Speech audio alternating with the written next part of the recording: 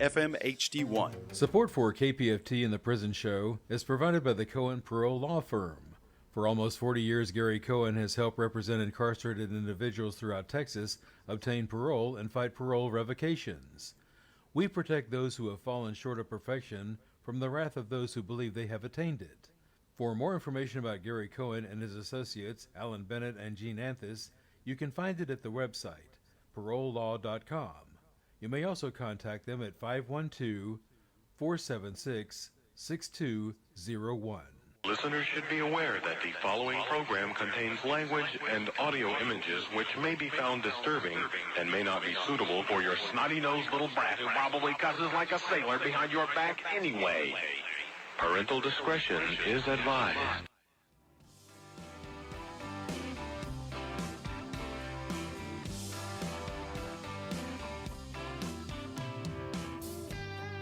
Daddy, I'm coming to see you at visiting hours next week. Mama ain't been doing too well, I'll tell you more when we speak. And Billy's loving high school. He's out there blocking for JV. I'm sure he's gonna come around by the time you give a list. It's Friday night, the inmates go quiet. Listen for a voice they know.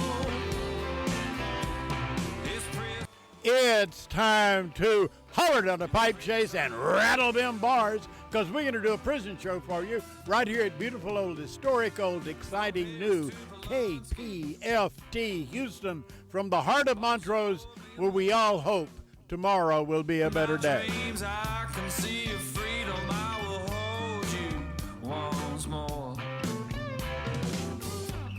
The men with no visitors, no money on the books. Remember, David's always gonna be here. It never so long. This thing's my love. It's Friday night. The inmates go quiet. Listen for a voice they know. It's prison radio. Prison radio. And welcome to the prison show. Yeah, it's making some squeaking.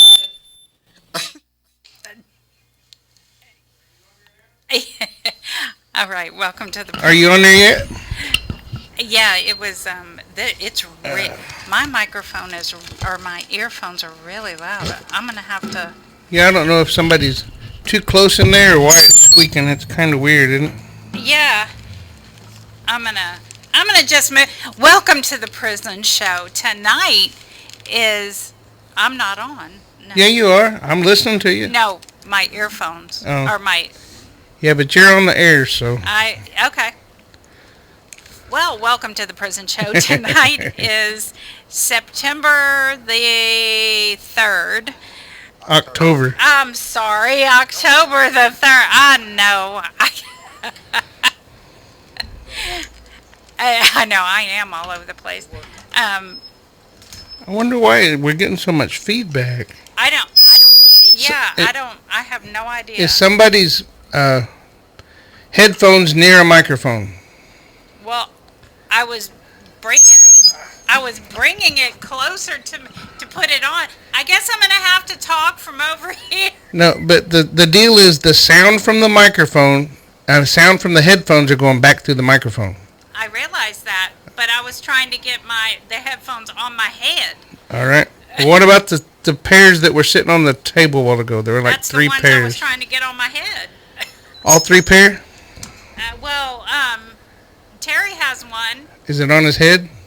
Yeah, it's on his head.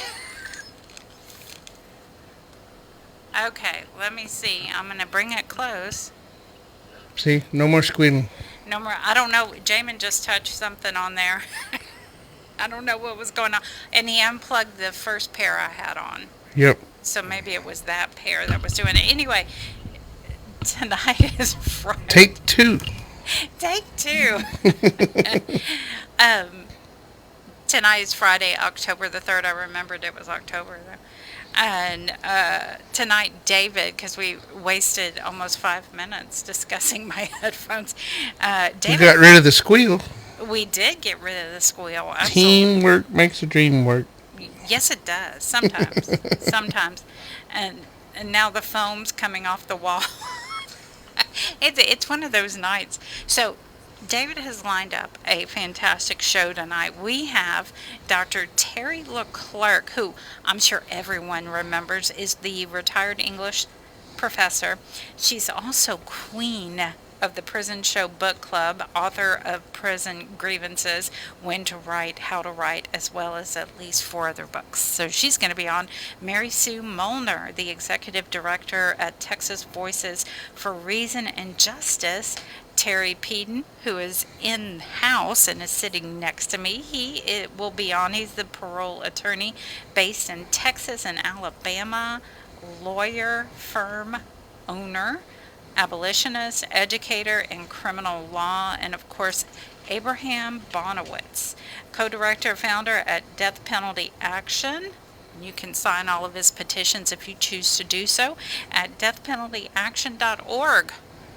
So, we can move on to Dr. Terri LeClercq on line 1. Hey, Dr. Terri LeClercq, how are you? Well, I think I'm doing better than you guys are. Yeah, it was touch and go for a while. No feedback on the phone. There's feedback on mine. Well, last week it was really bad on ours, so. Oh, well, I'll just pretend. That's what I said. Yeah.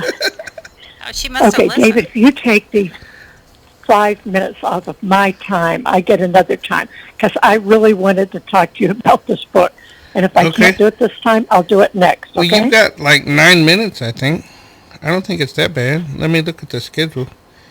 She was saying... I'm just whining. Okay, go ahead and whine. Okay. We love you. You can do anything you want. One of the things I want everyone to remember, including you guys, is who you are becoming is more important than who you've been. Right? I think of that all the time. Let's do that again. Who you are becoming is more important than who you've been. And there are a lot of you who are becoming wonderful people, and I can't wait to hear from you, see you out in the free world, whatever. Yeah. Okay, for instance, Troy Glover from Hightower Unit sent me this really long joke. I wish I would have had time for it today, but some of you write and give me very funny jokes, and they really cheer up my day. Thank you a lot. And this piece of literature is from Stephen McCain, and he always calls it Wainwright Plantation. Is that right? They used to all be plantations, yes, ma'am. Nowadays we call them units. He used to call his the plantation. And this is something I want you to think about because it moves right into the book report I want to give you. This is a poem called See Me. Evening fall catches me standing upon the bow of my ship. A golden ball hangs just above the horizon, painting a red, yellow brick road on the sea before me. It's an open invitation that I've read but not accepted 1,000 times. I've read it and refused it 1,000 times more, I'm sure, but each time is harder than before. Low clouds hang and bleed the red of the dying day, turn the sky amber. The sea is silent, deafening silence. The painting before me is the most beautiful that could ever be held. Every day it's different, but every day it's just the same. My eyes trace the golden road from below my feet to the sun, now touching the horizon. I feel the rhymes and the engines thrum beneath my feet and the rhythm, and my heart's steady beat within my chest. I open my eyes, which had closed without my knowing it. My grip on the rail is strong. My knuckles are white. My breathing is ragged. Slowly, as the sun says goodnight, my hands and heart relax, As my breath returns, I stand shuddering, shivering, unable to move. Finally calm, I ask myself, why do I do this day after day? And the answer is always the same. I'm irresistibly drawn to it. This is why I've left the sea. I know it will be the end of me. Until now, a secret. 40 years have come and gone, but the longing is ever present. I relive these moments every day. The mind's eye sees clearly. Now, with tears unstoppable streaming down my cheeks, I paint. The words are my oils, my typewriter, my brushes, the paper, my canvas, my only hope that I have painted well. That breaks my heart. I love it. The thought that every single day as he looks out, he reimagines what it was like for him back when he really was on a boat, on the sea, as opposed to seeing the horizon through those bars. What do you think, guys? Pretty good? Yeah. Yeah, yeah. It's very good. Yep. Yep. Okay. Now, this is the book report I promised you guys last time we talked, and it's titled, the book is titled Shantaram, Shantaram. It's a novel finally published in 2003 of author Gregory David Roberts. It's a novel, but it was written by a convicted Australian bank robber and a heroin addict. You know, like everybody next door. He escapes from Peden prison in Australia, and he flees to India. And if you guys could read how he flees, I'm sure TDC will not allow this book in. They wouldn't even allow in a comic book that talks about escape. But this guy has plenty of people on the outside, and he's able to get to Bombay, India. And the novel mixes his real life experiences with the imaginary ones. And there are a couple of things I want to tell you about. A lot of you ask me, hey, Dr. LeClercq, will you read my book? Will you read my book? And it's always an autobiography about how you were bad, but now you're good. And that's really interesting. But more interesting, perhaps, is this guy who was sentenced to 19 years for having armed robbery, and yet now he is a published author of a novel that weaves his life experiences. And this has been voted best prison novel. This has been voted all kinds of best novels because he incorporates who and what he is into fiction, into what he thought about while he was in India. And I think you guys would really enjoy it if you get to read it. While he's in India, he begins making false passports, you know, like regular citizen. He hires a guide to take him all around India. Unfortunately, they get caught and end up in the slums of India, where he learns the language. He becomes a medic for the people in the slums. He does not just immediately become a blue-collar worker or whatever. He goes down where the people are, and it's fascinating. He actually learns the strange language. He's even recruited by the mafia, of course, our boy in the underworld. And he's been pretty well there until he got caught again, and he went to Arthur Road Prison.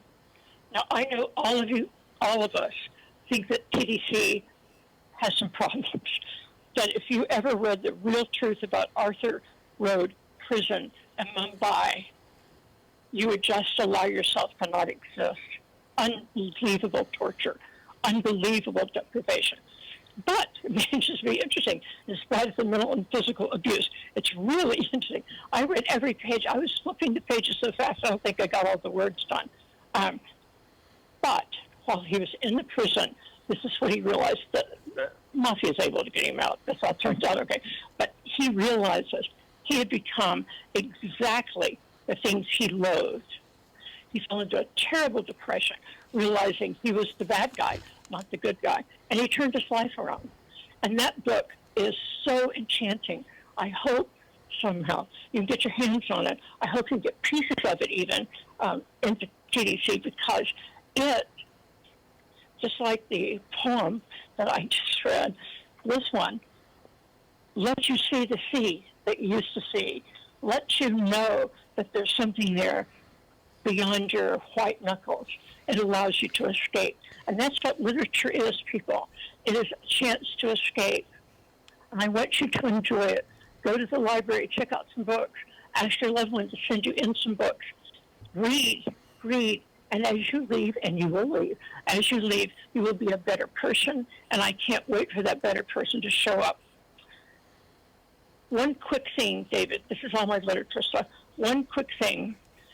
I don't know what's going on at Skiles, but they need, David, there has to be something wrong.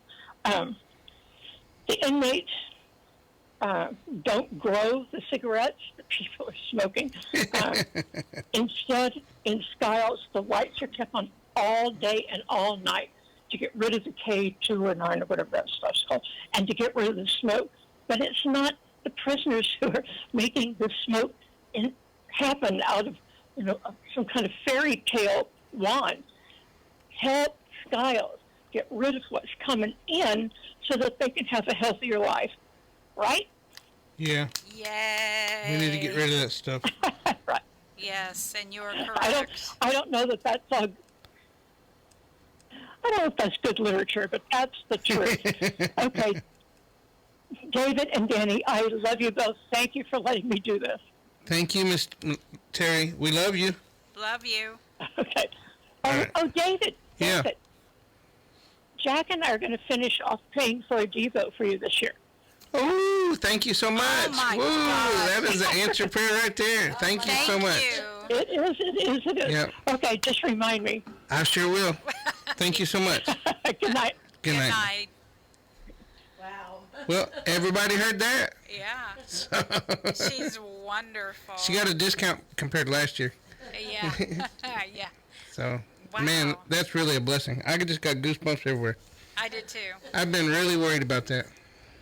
And we thank you. Well, that means we can work towards next year. And then we won't have it so rough. Yes. We need to start early. Well, we got all our ducks in a row. It just took a long time to do that. Yes. So, I was dependent upon people, and whenever I broke my ankle, I did it myself. Marlo Blue said I'm stubborn. No. Really? She actually said I had control issues. I mean, man, I had a broken ankle. I was sitting in a chair. What else was I supposed to do? All right, let's get to Mary Sue Molnar on line 2. Hi, Mary Sue. Okay.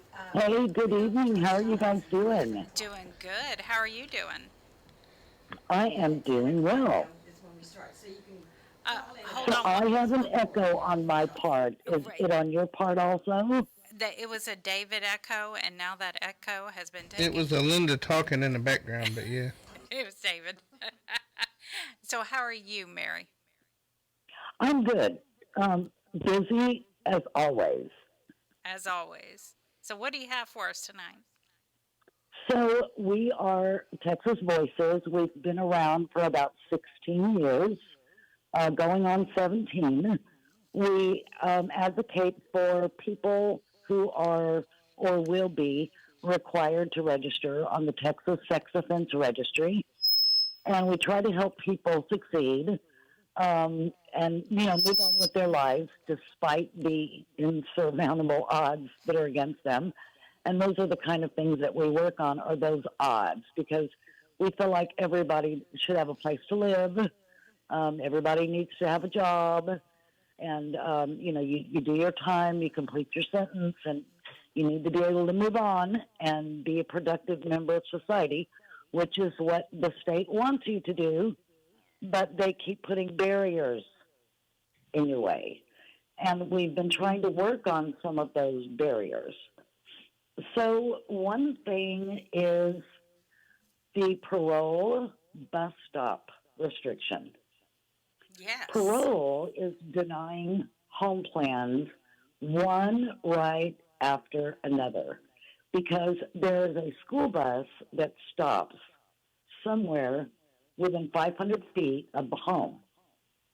Well, that's just about every area of Texas. Mm-hmm. So, and it could be a door-to-door pick up or drop off. So we're just still getting massive amounts of calls.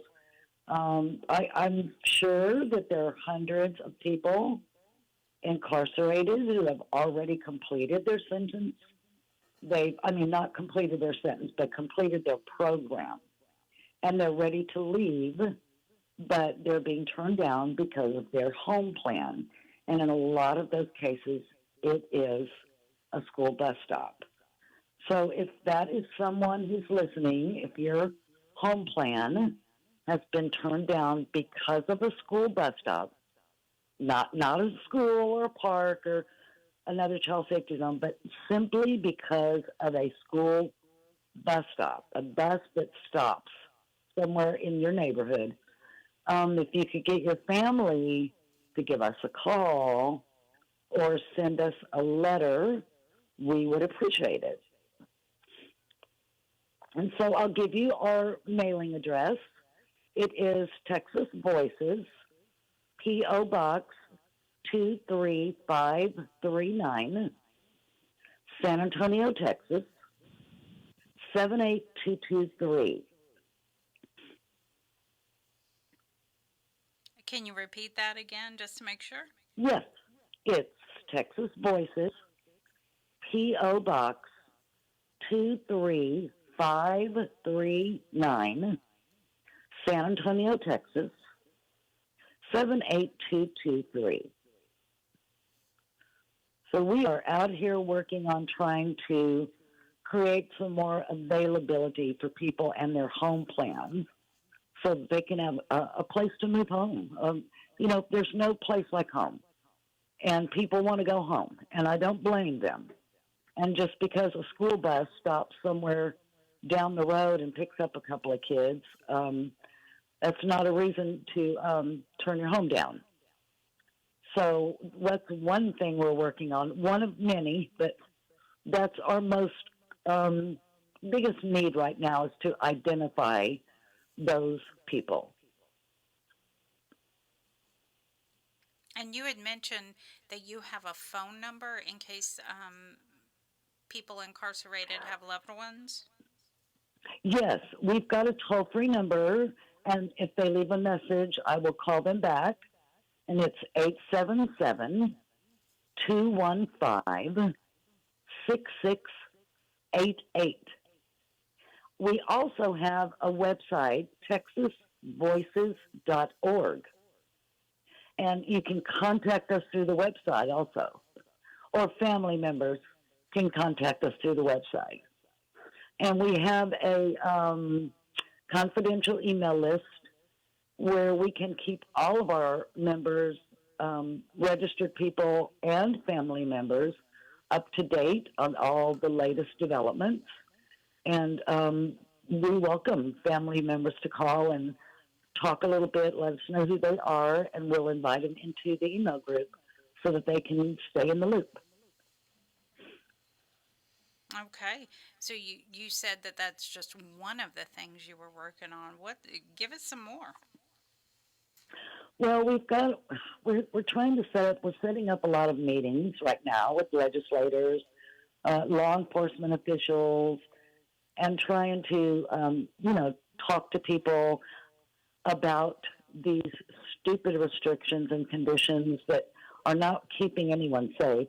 They're not keeping anyone safe. They're just keeping people from having a place to live.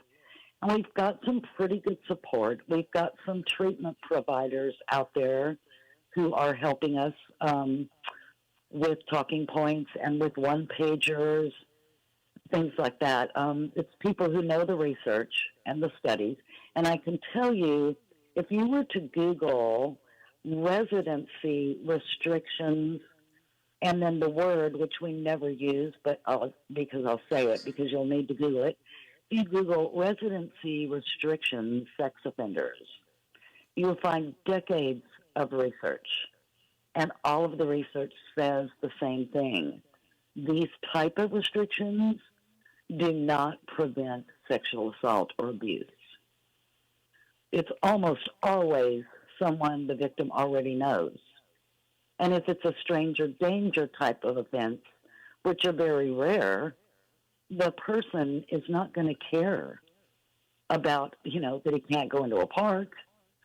So, I mean, it's just a ridiculous notion. We're just keeping people out of their homes. And that's what the main thing we're working on right now. Residency restrictions, bus stop issues, and upcoming education for legislators so that we can get a better grip on the next session. We look and it's not a year and a half, it's a year and a half away, and people think that's a long time, but it's really not. No, it really isn't, especially when you want to get them the information to make an informed decision. 150 state representatives and 31 senators. That's a lot. And then you take into consideration the fact that a lot of them will not be running for their seats again. So it's really crazy trying to connect with as many people as we can during the interim session. Now, when people, that's not me. That is not me. You're talking way low, and I have to turn your volume up. It's like you're trying to be quiet to keep it from squeaking, but the squeaking's coming from your headset. See? Every time you turn your head, it squeals. But it wasn't doing that previously. But you're talking quiet, and Howard's asking me to turn it up. So. Okay, I will talk louder. Thank you. Is this good? Yell, Danny, yell. I know. I'm going to have to yell. Well, now you're showing some orange on the garden over here. I was trying to be delicate and fragile. No, we don't want that. We want you to have some oomph. Some oomph. Okay. Now I completely lost my train of thought. I'm sorry, but we got rid of the squeal. Well, last week it was important that we were getting rid of the feedback. Yep. Now the trend is. Well, Howard fixed the board, so we're back in the phone channel. Yeah, and well, Danny and David, thank y'all so much for inviting me. Mary gave up on us. No. Hey, I will be there. I will be there in Houston next week.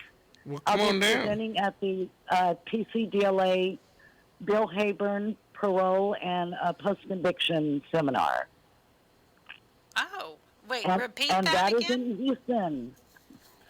It's the Bill Hayburn Prison and Parole and Post-Conviction Seminar. And it's in Houston this year, so I'll be heading your way. Okay, well, stop on in. Well, I might just do that. You're more than welcome.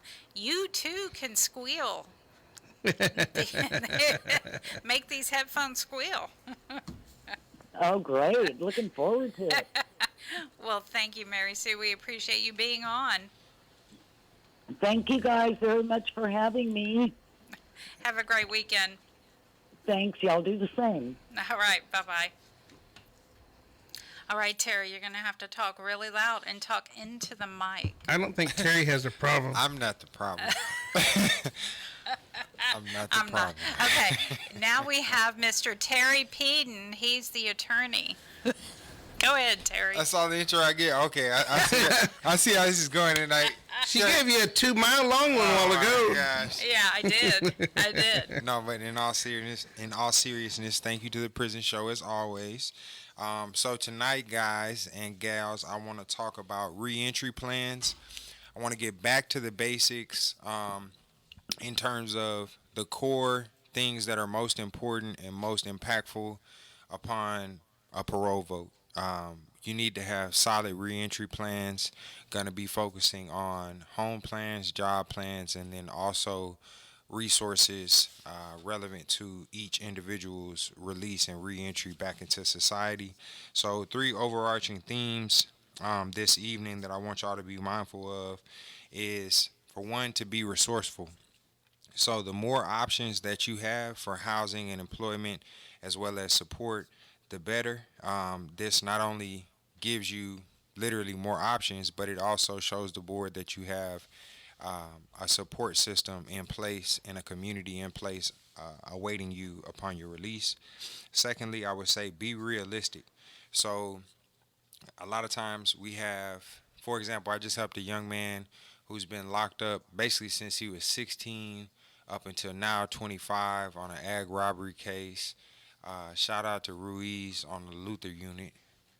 Shout out Ruiz on the Luther unit going back to San Antonio. I'm happy for this young man getting his first chance at freedom as an adult.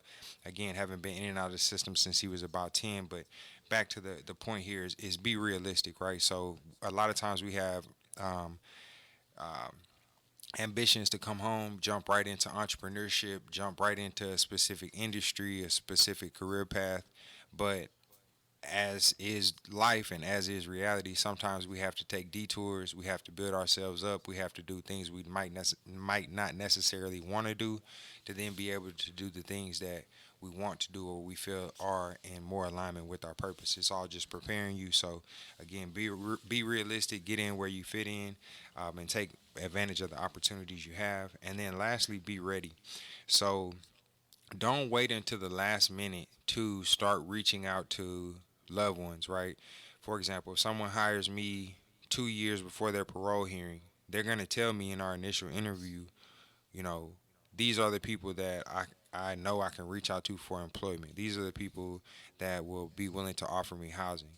Um, Reach out to them way ahead of time, right? And even if they write the letter, just tell them don't put a date on it. If they move addresses or they change employment, anything changes, we can change the letter, but don't let this be a surprise to them 2 months before you come up for parole that you actually plan on living with them or reaching out to them and depending on them for employment. So again, those three big overarching things. Now let's get into advice for home plans. I got a lot of bullet points, so I'll try to cover as much as I can. Whatever I can't cover this time, we'll get back to next time. But home plans. So for one, we're going to want to have a letter for each one of your home plans. And in that letter is straight to the point. What is this person's relationship to you? What is the address? Their contact information, maybe a picture of the house. Now they can go on Google. They can do Google Maps and images to show an actual image of the home. It just makes things more relatable. And then also, if that letter could be signed. If they want to write you another letter, like a support letter, that's fine. But as far as the home plan letter, we want to make stuff as concise and straight to the point as possible for the parole board and also for the field officers for parole to go out and do the home checks and to verify home plans and job plans. So in these letters, we want to be straight to the point, real concise. Get in, get out, get on with your life. Next, use the home plan to get in, get out, get on with your life. All right. We want to, as far as your plan is concerned, your plan for reentry, first get a roof over your head. So use home plan first to then figure out where you're going to work. Now, sometimes it might go the other way where you just have a tremendous employment opportunity and that kind of dictates where you're going to live. But for the most part, get a roof over your head. If all your family's in Austin, Texas, then you have three options in Austin, Texas. Go to Austin, Texas first, and then find a way after you're out and you're free and you're home to then go to that great job opportunity in San Antonio, right? Maybe you get out, you have to work at the gas station until you can get to the trade oriented type of job opportunity in San Antonio or in Houston, right? But in any event, housing first and then employment ideally. Again, avoid new wives and girlfriends. I know this isn't what our tender hearts want to hear, and I've been talking to you about your relationships, but you gotta trust me, okay? Just please, brother, please, sister, go stay with your Aunt Susan before you go try to stay with your heartthrob that y'all been just running up the phone bill with each other since you've been in there, all right? But in any event, yeah, so family members, and then you can get out, get a little stability for yourself, get a little leverage in the game, then you can go with your cutie pie. You know what I mean? Okay, next, be mindful of housing restrictions. As Miss Mary Sue just spoke upon, whether that be if a person has sex offender restrictions, also other people that might live in the house where you plan on moving to, whether they be other felons, just be mindful of those restrictions as well. And then also those restrictions vary from state to state. So now we're a national broadcast, so become aware, inform yourself on what those restrictions are in your state. Do some due diligence because you don't want to have your parole vote rescinded because of some technical restriction that might be in place based upon your conviction or upon those people who might live in the house that you plan on relocating to. So get that in order before you go up for parole, because we don't want something petty like that to be the reason that you can't get out whenever they were really ready to let you go.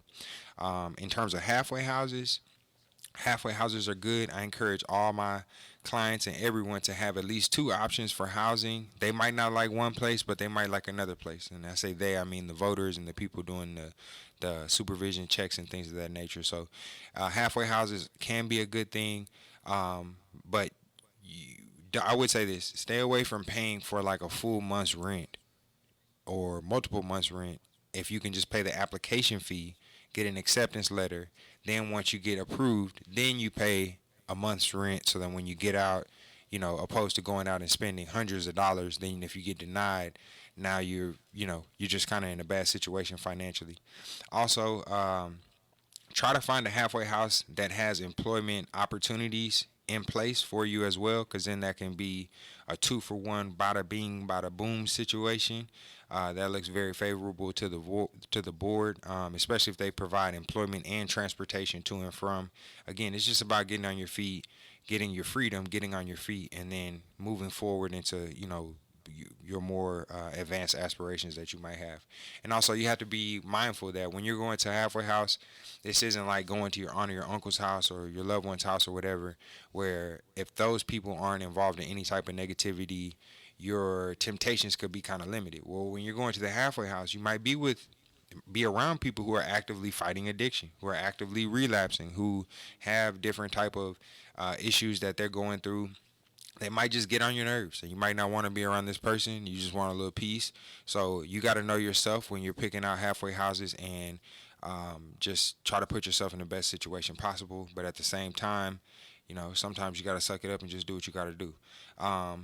Also, in terms of neighborhood, I know that sometimes we don't necessarily have the privilege to pick and choose where we go back to, right? But if your neighborhood or the environment that you left played a big role in you picking up the charges they got you sent to prison, I would say be mindful. And if you need to get out of there if possible. If not, and that's what you got to do, then you're just going to have to be strong-minded when you come home. In the neighborhood I live in, I see a lot of people come in and out of prison, and they get right back to the same stuff. They right back in front of the store. They're running to and from cars. They're doing this. They're doing that. And it's just like, dang, bro, like, you just throwing rocks at the pen all over again, right? And this is the same environment that you left. So you got to be mindful. If you got to go back to the same neighborhood and it's going to be the same vices around, then you have to be different regardless of what's happening around you. If not, it's a good chance your tail will be recidivating. Is that a word? It can be. Recidivating? It can be. Recidivating? Make it a word. Make it a word. Returning to the penitentiary? Okay, we don't want to do that. All right. Also, interstate compact. So interstate compact can be a very common or a popular theme, right? I caught my case in Texas. I've been in Texas prison, but now I got family in Georgia. I want to go to Georgia. Vice versa, whatever it might be.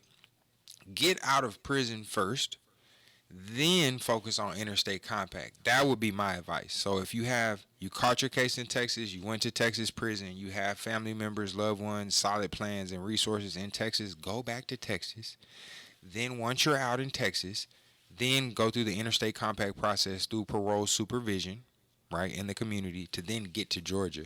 Because again, I wouldn't want your aspiration to get straight to Georgia to be the reason why you don't make parole. Because with that process, Georgia has to accept you. The other state, the receiving state, has to accept you. If the receiving state doesn't accept you, but Texas parole was ready to let you go, get out first, then focus on getting to Georgia. Now, if you're out and Georgia rejects you, well, then you can try again in 6 months or a year or however long it is until you can reapply. So that's all I have on home plans. How much time do I have, Dave? 2 minutes. Oh, shucks. Well, I was going for the dump button. You fooled me. Well, next time y'all remind me, I'll pick up on job plans, and then we'll do reentry resources as well. But that's what I got today on home plans. I want to give a shout out to the prison show. I want to give a shout out to all the guys on Styles Unit. I want to give a shout out to all the guys in Huntsville. You know, all my Palestine players. Palestine players. Alabama can hear you too. Alabama, man. I want to give a shout out to Alabama, man. Not a crazy situation in Alabama. We got kicked out of parole hearing in Alabama, but it's all good. You know what I'm saying? Did? Yeah, I did. Sometimes you got to be willing to lay it all on the line. They locked up Martin Luther King, so I ain't even get locked up. I just got kicked out, so I must not be that good yet. But in the event, I want to give a shout out to all the guys out there trying to make it home, the men and women out there trying to get their lives right, stay on the right track, stay focused. If you want to get free, call THP. That's me. I'm THP. 334-544-9471. 334-544-9471. Also, shout out to the prison show. Shout out to the second lookers. You can write me on the tablets. Also, P.O. Box me, snail mail. P.O. Box 1410, Houston, Texas 77251. P.O. Box 1410, Houston, Texas 77251. And I'm pretty sure it's about my time. It's your Is that time. right? You It did is good, your man. time. Thank you, guys. Appreciate y'all. Much love. We'll Bye-bye. see you tomorrow. Peace. Shout out Tammy Peden, too. That's my mom. She was pretty cold at this parole thing. And her birthday was the 29th. So we're going to have her a big party tomorrow. All y'all, don't drink no hooch pooch because I want you to go home. And I don't want you to get no contraband case and stuff like that. Pooch. But I want y'all to have a little apple juice. You know, a little piece of cake. If y'all get a piece of cake, shout out to Tammy Peden. No chalk. No, No pruno. no pruno, man. No prunos and brunos, brother. Okay, bye-bye, guys. Peace. Peace. All right. Now I think it's time for Abe.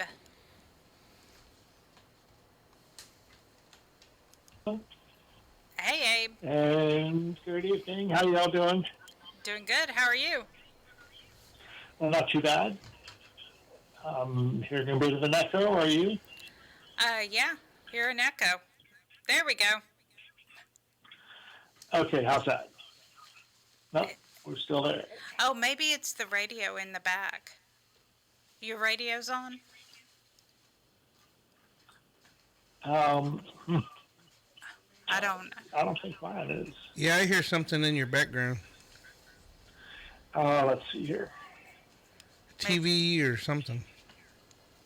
All right. How's that? Oh, I'm sorry. Let's see if we can figure this out.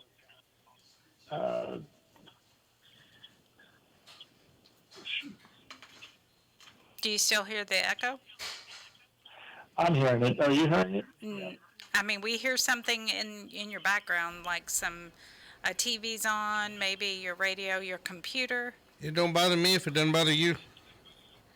Okay. I will just if you hear it okay, then that's fine. Let's start out with a shout out and a big hug to Danny for standing with Blaine through his execution, and I'm sorry about that, and just grateful that you were able to be there for him. Thank you. So thank you, Abe. just wanted to start with a big hug there. A little bit of good news, a couple bits of good news before we get to the bad news, and there's lots of that. The San Francisco Board of Supervisors passed a resolution last week calling on Gavin Newsom to commute all the death sentences in California before he leaves office. This is important because we have almost over 500 people on death row in California. And that governor started out saying we're not going to have any executions, but now he's almost at the end of his second term, and he needs to clear that road.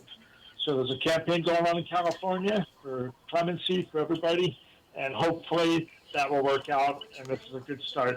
Whenever you have leadership from elected officials standing up and saying it's time to take a step, then that's what we need to do. Another bit of good news is with the Pope. Pope Leo the 14th this week said, and I'm quoting here, and this is important because the Pope speaking very clearly on this issue needs to be heard over and over again, especially by leadership who profess to be Catholic. Someone, this is quoting the Pope, someone who says I'm against abortion but is in favor of the death penalty is not really pro-life. Someone who says I'm against abortion but I'm in agreement with the inhuman treatment of immigrants in the United States, I don't know if that's pro-life. So that's an important quote that we need to keep reminding especially Catholics of. So he spoke very clearly, and we're grateful for that. Now, those are the bits of good news that I was able to find. We've got a bunch of bad news. I'm sorry to hear that. I'm sorry to share that. Today in North Carolina, the Governor signed a bill that is likely to expedite executions in North Carolina. They haven't had an execution there in almost 20 years. And now they're taking steps not only to resume executions, but also to bring in additional methods of execution, such as the firing squad. Other states are talking about that too. In Ohio, there was a hearing today. They're talking about, there was a hearing on Wednesday this week, talking about bringing in gas suffocation as a method of execution, and they're also talking about amending that to allow for firing squad as well. This is the trend that we're seeing in the red states, where there appears to be a bit of a cabal among the Republican attorneys general and governors to move executions forward. And this is something that we should all be concerned about, speaking out against, and it's really them just sort of following the Trump agenda. As we all know, that Donald Trump loves having this power to possibly oversee executions. Right now he can't under federal law because there aren't any prisoners who have exhausted their appeals, but there are 3 prisoners on the federal death row. They've all been moved, by the way, to the Supermax in Colorado. But also, when he signed his first executive order on the death penalty, within hours of taking office, he ordered the Department of Justice to do whatever they can to bring more executions forward and to help the states carry out executions. He also ordered that everybody that had been commuted, Joe Biden on his way out of office had commuted 37 of the 40 federal death sentences, and he's ordered those people to be treated as inhumanely as possible. So many of them have a lawsuit to prevent their transfer to the Supermax, but so far 8 have been transferred. One was sent over to South Carolina in order they're going to try to seek the death penalty again for a month in state court. There's another case like that in Louisiana. So it's really just bizarre, the fixation, because these guys already have death by incarceration, but they're just trying to get it to where they can have an execution. And the other thing that they're doing was a new executive order last week to call for the death penalty in any case that they possibly can that takes place in Washington, D.C., because, of course, President Trump is trying to federalize Washington, D.C., and they've also declared that they're going to seek the death penalty in any kind of case that they can under federal death penalty rules or laws, but particularly targeting states that have abolished the death penalty. So watch for that. It's another thing to be deeply concerned about. Shifting to Texas for a minute, of course, everybody's watching the case of Robert Robertson, who's scheduled to be executed on the 14th. Tomorrow, if you're anywhere near Austin, or if you can get there, at 1 o'clock on the south steps of the state capitol in Austin, a group called the Autism Society of Texas is apparently the headliner in a rally on the steps of the state capitol tomorrow. So this is big. Also, other groups stepping up. There's lots of things happening around Robert Robertson's case. And so the rally tomorrow at 1 o'clock in Austin. The latest in the case, of course, is we're still waiting for a ruling from the Texas Court of Criminal Appeals on stuff on filings that have been in front of that court for many weeks now. And this week, Robertson's attorney filed in front of the Fifth Circuit Court of Appeals seeking authorization to submit a new federal habeas petition, and also making the argument that if the state court hasn't moved to halt the execution, then they should have the right to argue in federal court again. So everybody's going to be watching that.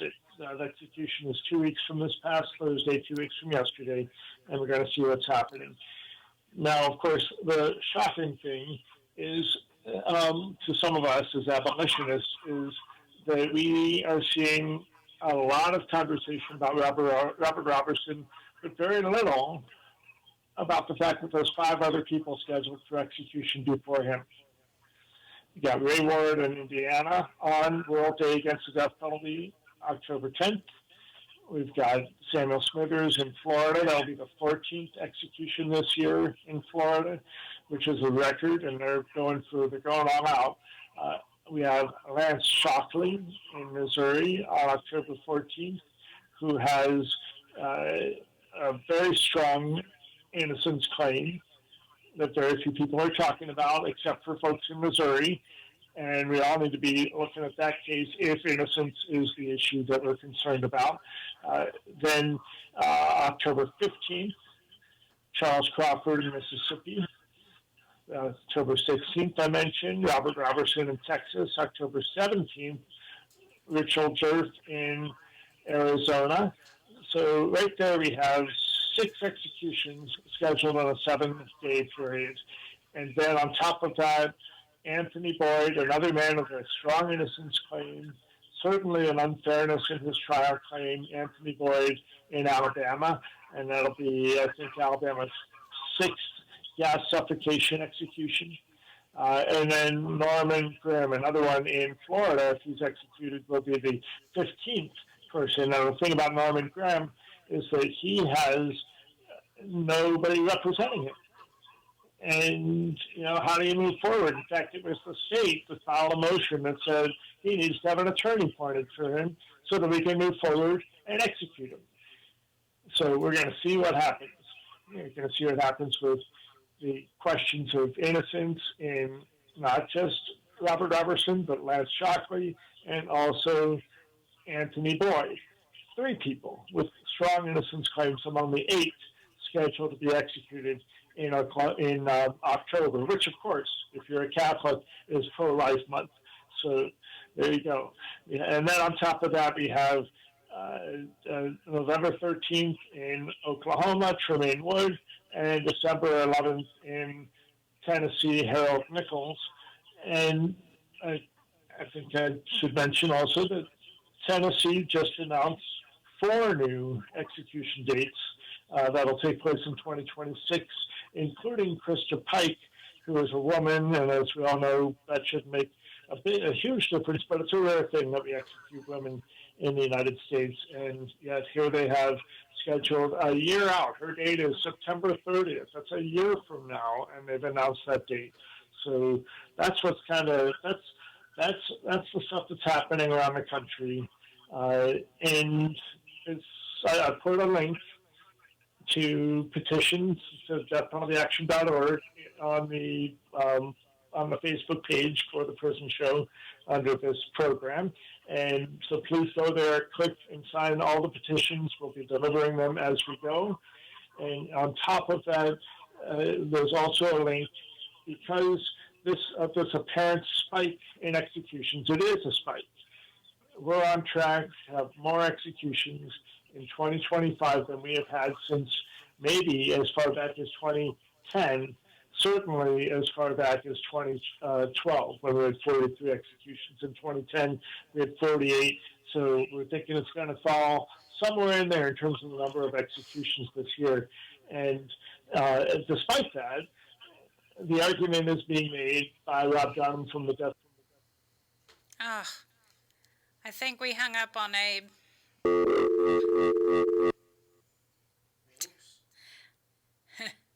All right, Abe. Abe, please call us back. He was bringing up some excellent, I think at the beginning he mentioned that Robert Roberson's execution date was October the 14th, but he clarified it later and said it's October the 16th. So that's good that he clarified that. And of course, if you hear us, Abe, call us back. You still have a good 5 minutes left of your segment, so hopefully you can hear us. We could hear us in the background of wherever you were. Talk louder, David? No, I'm saying, at first I told you, yeah, talk louder, but then I said Abe's only had 1 minute left. Oh, he only had 1 minute. Yeah. Okay. All right. So, You want to play the break song? yeah, go ahead. All right. What?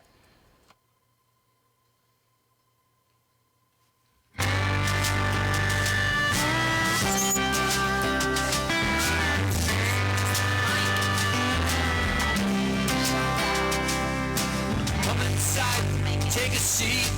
Long last we finally meet. Know that you heard my name. I'm your guy. Listen, it's a big boy game.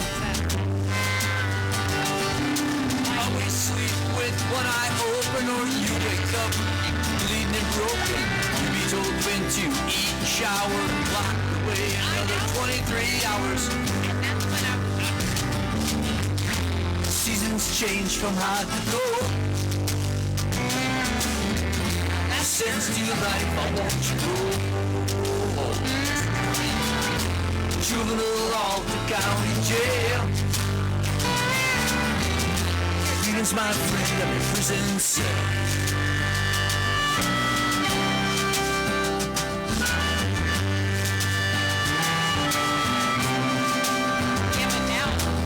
Your cage is your fate. Cold and lonely, there is no escape. If your soul, listen to me. Trust no one in this penitentiary. Walls of deception surround your head. Are you alive or already dead? Know you're convicted in horrible crimes. Let's be honest while you're doing time. Seasons change from hot to cold. Sense to life, I want you grow. Juvenile Alta County Jail. Queen's my friend, I'm your prison cell.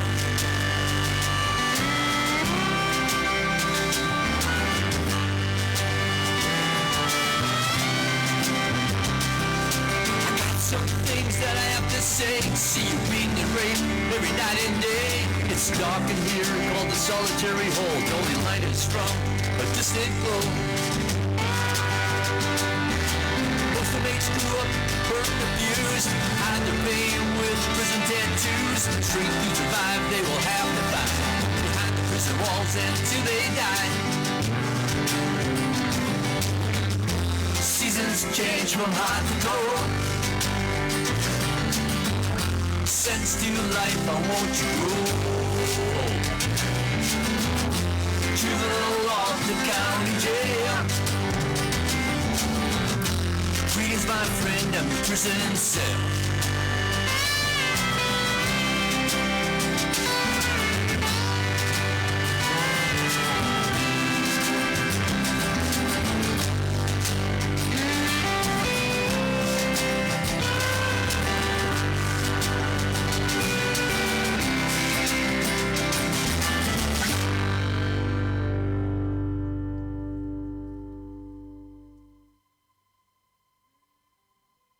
You're listening to KPFT Houston.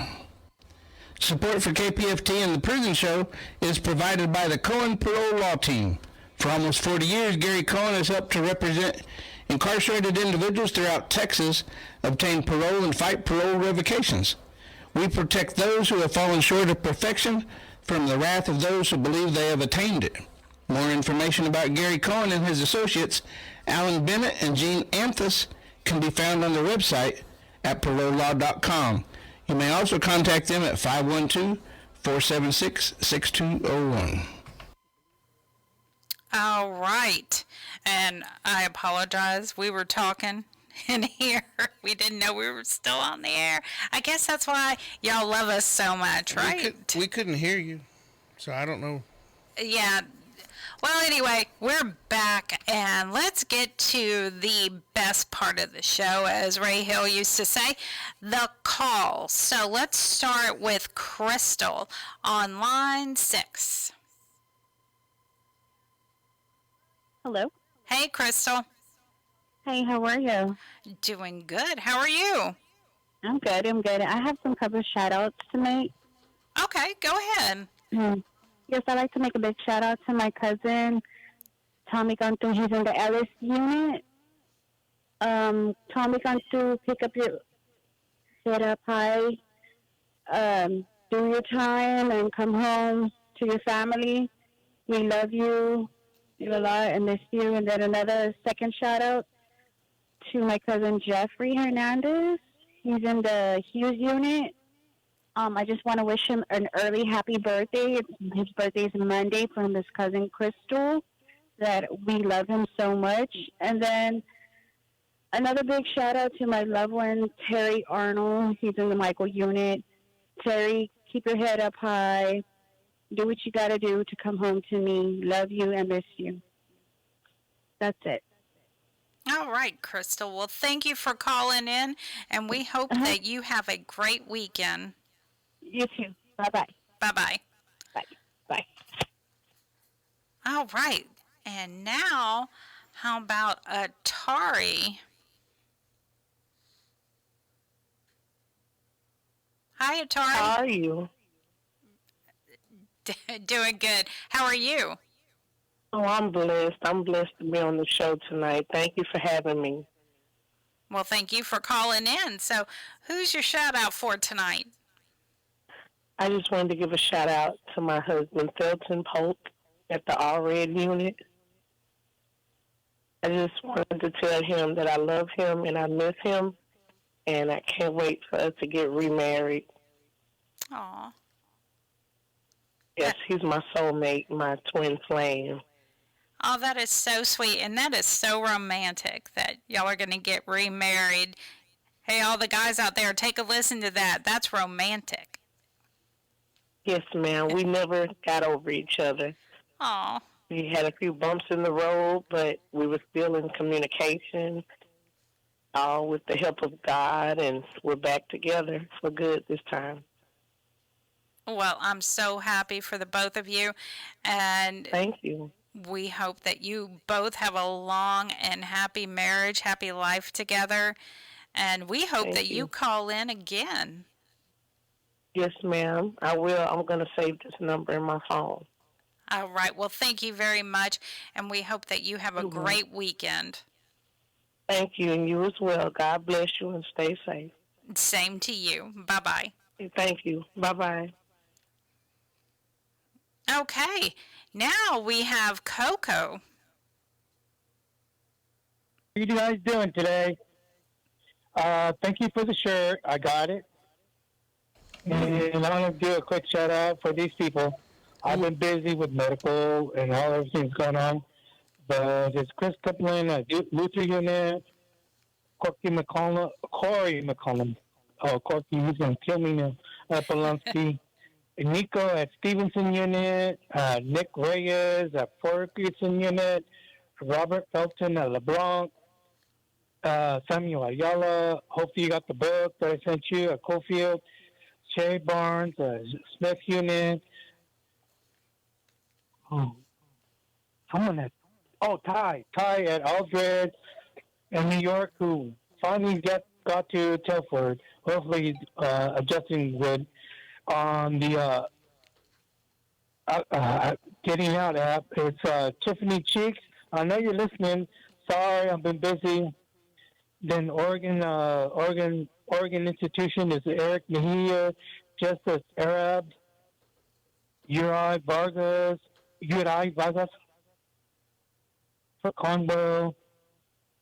These other people on the core links is this different. I don't know where unions are from. Corey McClure, Alexis Santana, and Kenneth Vasquez. So thank you for the shirt. And I'll still give you guys my number, 580-63-6912. If I don't answer, I'm busy. I'm doing the SSIDI appeal and other things. But if I hear it, I'll figure it. Next time you call back, like the next day, I'll answer. But don't call me back to back. I'll block you. Oh. Anyways, thank you. And midnight is my birthday, so Happy birthday! Happy birthday! Thank you. How do you know Tiffany? And for people behind the walls, SEG, Death Row, I'm here for you too. I'm doing my own thing in the background, but I'm just doing my own thing right now, living life a little bit, going step by step. Well, thank you, Coco. And I couldn't agree with you more about if I can't get to the phone. Sometimes we can't, and it doesn't mean we don't want to. It's just we can't. But calling like 10 times back to back's not gonna. Yeah. I got two phones, and that phone is like it's like ringing in the background. It's like that's why I have it there. But if I go back in there, it's like okay, yeah. But eventually, one day, when I get my license, that's what I'm waiting. My dad's finally coming from Oregon. I'll get my driver's license, and I'll be able to go get like a P.O. box and then have it come directly to my house. So just give me patience. I'll get you guys. Ooh, you're breaking up, Coco. Yeah, so thank you. All right. Thank you, Coco. You have a great weekend. You too. Thank you for the shirt. Thank you. Bye-bye. And I just want to point out that my headphones, Manuela and I figured out the headphones were too loud, and I don't even know how they got that loud. But now, look. Woo! It's not making the noise when I turn. Hey, you see there? See there? Oh, I'm doing it again. Look. Yeah. Now me and Manuela are both doing it. Woohoo! All right. Now, I think we have a shout out from Italian Smile.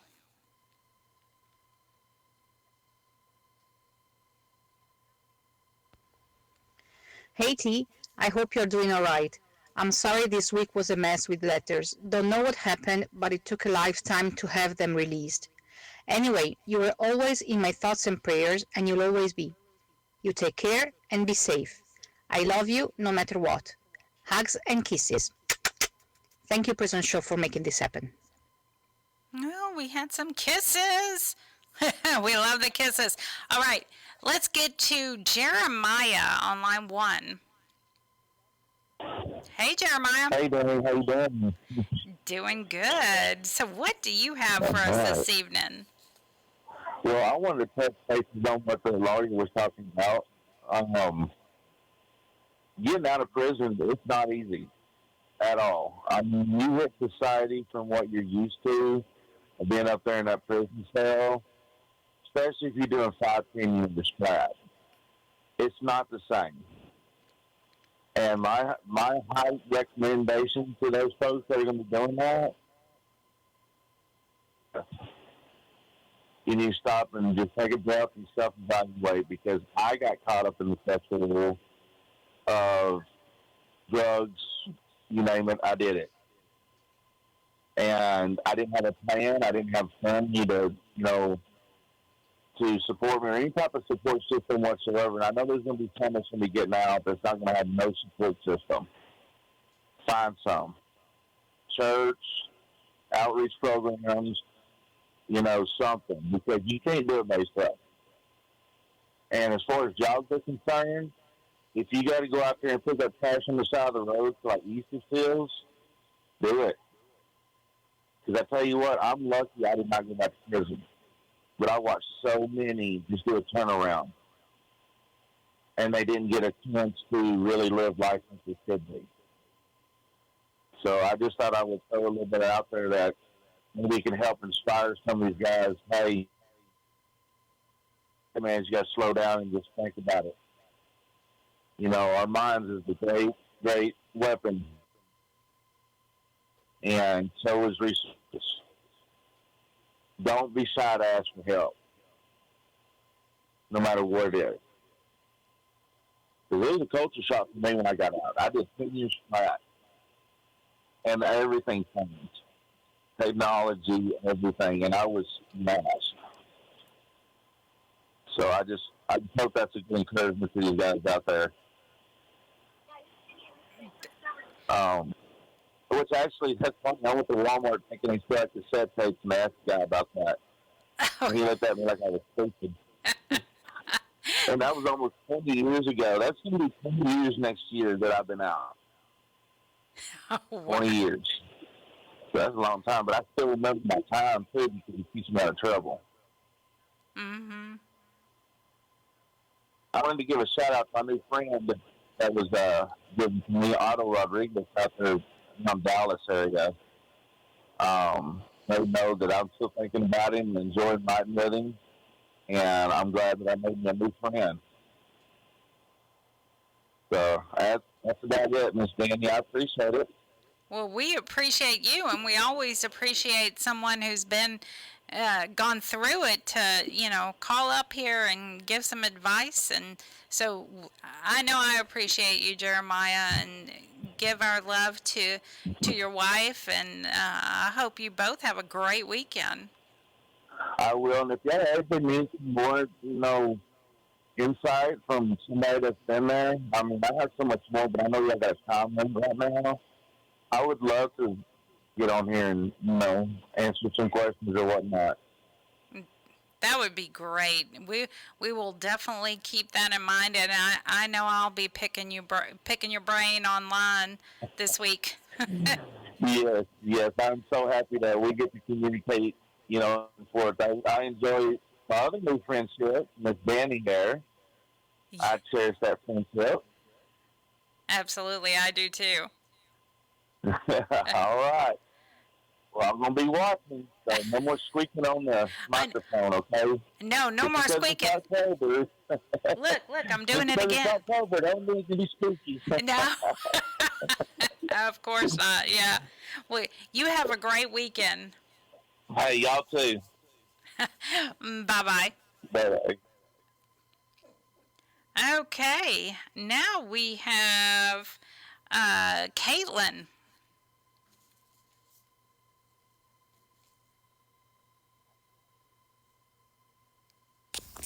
This is a shout out for Beto Garza in Polunsky. Hola, how are you? I hope that you're in good health, spirits, staying safe and smiling. As for me, things are okay. Today I went up to Buddy, gave him some carrots, and he says howdy. Also, there is a storm due to come in a bit.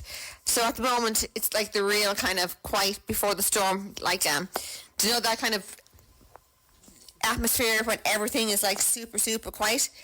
So I'm not too sure the time it's going to hit, but it is definitely on its way. Other than that, things are pretty much the same. And please know that you're in my thoughts and prayers, and I'm sending you hugs. I also want to say a big hi to Eric, Mark, Will, Debo, and Rudy. Hope you all are doing good too and staying safe. And to everybody at the Prison Show, a big, big thank you for making this happen. And thank you, Caitlin. All right, let's get to Captain Tom. Saving you. Hey, Captain Tom. Saving the best for last. The best for last? Yeah. You called in too early then. You should have waited till like 10:45. Yeah. 10:45? Well, if you want to be last. We call in just enough time for us to say bye. Okay. Well, I can say bye. Anyway, Shout out to my fellow veterans who are incarcerated, and also my homeless veterans. And why am I having an echo? I don't know. You tell me. Y'all get the phone fixed yet? Yep, the phone's been working good all night. Well, are you on speakerphone? Yeah, I'm on speaker. Well, take it off. Take it off. Okay, can you hear me now? I can hear you now. I don't hear an echo either. Well, I'll be damned. Who'd have thunk? Okay, time to do my promo. You can donate to KPFT by going to kpft.org or call 713-526-5738 or text the word GIVE to 713-526-5738, or you can become a sustainer. You know, y'all go to Starbucks, you can give up at least $5 a month for KPFT, and you also become a get a brick, $25 or $50, and you can donate to the prison show. And you know, you call up and you press 1 on your phone, and you can make a donation. And by the way, we're having our fund drive on October the 16th. So get ahead of the game and make a donation. I'm Captain Tom. Everybody have a good weekend, and we'll see you next week. Bye, y'all. Thank you, Tom. Bye, Cap. So I thought we were actually in online fund drive, and on the 7th, the real fund drive started. Is that the way it is? I thought it... He said the 16th, but I know they sent us out a deal telling us who all had already pledged, and that we were supposed to be having an online fund drive. So... I got that email, but I was busy at work, and then I got sidetracked, so... Yeah, but I thought that the real one started on the 7th. I'll have to go back and look. He said the 16th. Either which way you go, y'all. Y'all call 713-526-5738, option number 1, like Tom said. And, Option number 2, to get on the air to leave a shout-out. But option number 1, to make a donation. Gotta pay the bills. It's not fund drive yet. It's online fund drive, so they can go there and do it, and we don't have to pitch every 5 minutes. All right, let's get to Lydia. Hey, Lydia. Hey, Danny. How are you doing today? Doing good. How are you? I'm doing good on a beautiful night. I wish it was... I think it was starting to rain over here. Yeah, I saw some clouds out on Weatherbug, but we're supposed to get some rain tomorrow, maybe 20%.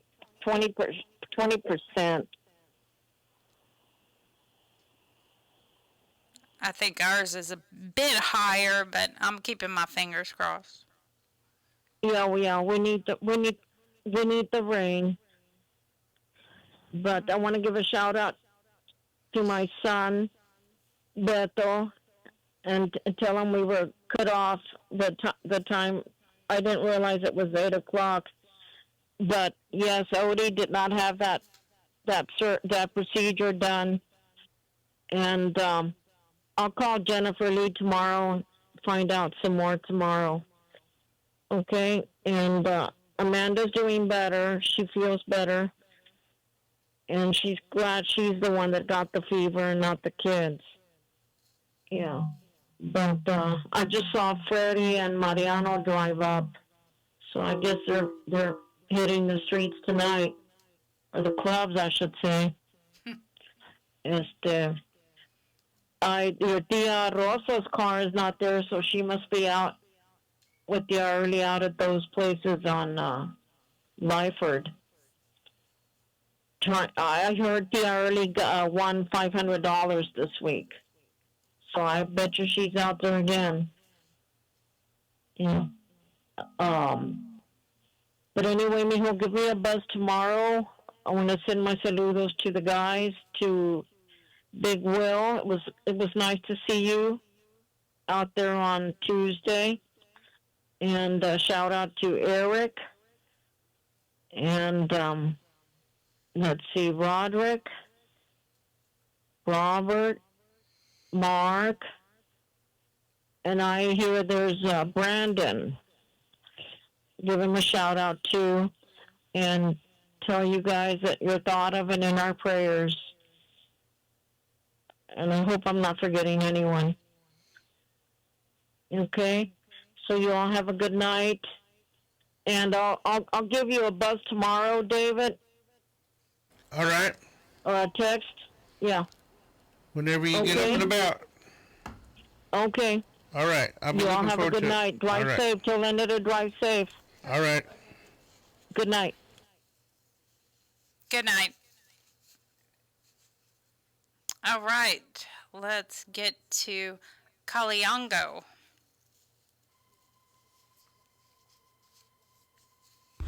Hi everybody. I kindly requesting you to continue signing extortion petition of Robinson Roberts so that we can save his life, and also continue praying for him. I want to send my shout out to my brother Franklin Davis, Robinson Roberts, my brother. Stay strong. God is gonna make miracle. Yeah. Melissa Lucio,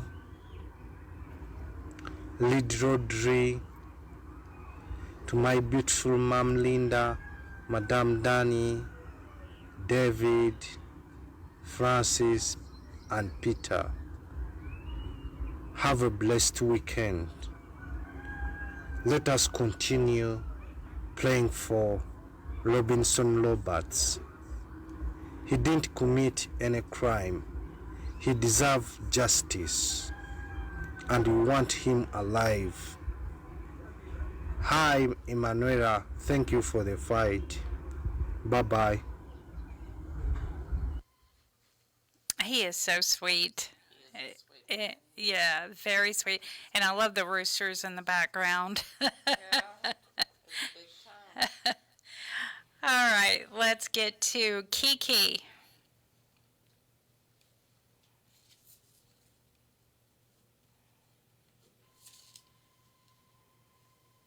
Hi, this message for Rodney Reed at the Pulaski Unit. Hey Rodney, it's Kiki. Just calling in to let you know I'm thinking of you and missing you and praying for you for your upcoming court appointment or court date. Anyways, I just talked to you not too long ago. Me and Doug's on our way to Burien right now to our friend's house, and then we're back off to Auburn to his house. But anyways, just wanted to call, make sure I got you a message in for tonight. Hope you have a wonderful night, great weekend, wonderful week next week, and of course I will be talking to you tomorrow, noon my time, 2 p.m. your time. Say hi, Papa. Hi. Doug says hi. Anyways, hit me up. All right. I wish everybody out there who's listening a wonderful weekend, wonderful night, and a wonderful week. God bless everybody out there. All right. Thank you. All right. Thank you, Kiki. And now let's get to the not so mysterious Mike.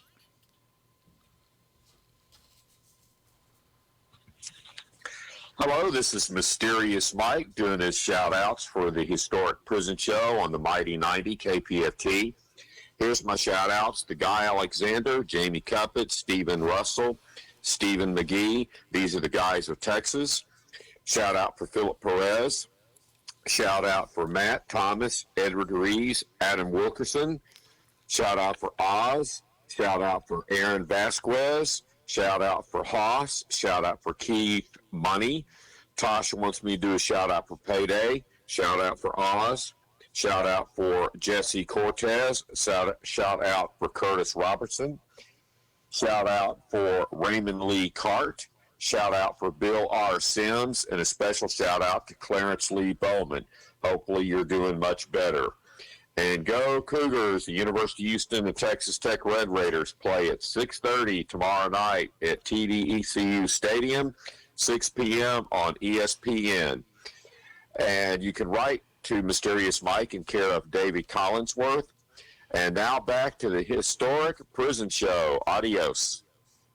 All right, and you can write Mysterious Mike at 226 Chipmunk Trail, Shepherd, Texas 77371. We've had a couple of folks ask us about that address, and if they look on the Edovo app on either the audio or the video, the address is at the very bottom. All right. Now, Manuela, would you like to leave a shout out for someone special? For someone very, very special, for my big, great true love of my life, Robert Robertson, Polanski Unit Death Watch. Hey, baby, I miss you so much. I'm thinking always about you, and I wish we could be together at this time and forever. I love you with all of my heart, baby. And I want to tell you that I'm always there for you, and then that I will never give up on you, not on our dreams, plans, and prayers. I give never up hope and praying, and I'm sure, baby, you will come home one day alive on your own legs, baby. I'm always praying and hoping that our miracle will happen, that our dear Almighty God gives us the chance to stay together for the rest of our life. Stay strong, baby. I know you do, and I do, and all our friends and supporters do too. We have a day for you tomorrow, you know, and hopefully it will work out, everything. So good night, sweetheart. Sweet and pleasant dreams to you. And I hope and pray to see you soon. I love you with all of my heart, baby. Good night, sweetheart.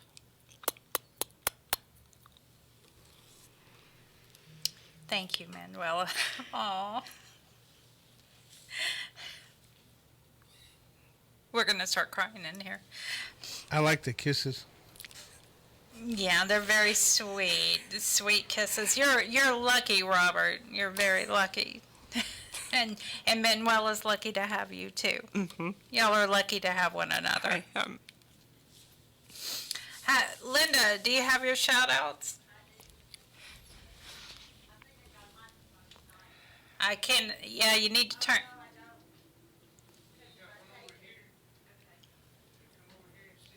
Yeah, she's coming. She's coming. She was talking in the background, but she's coming. Go, Linda.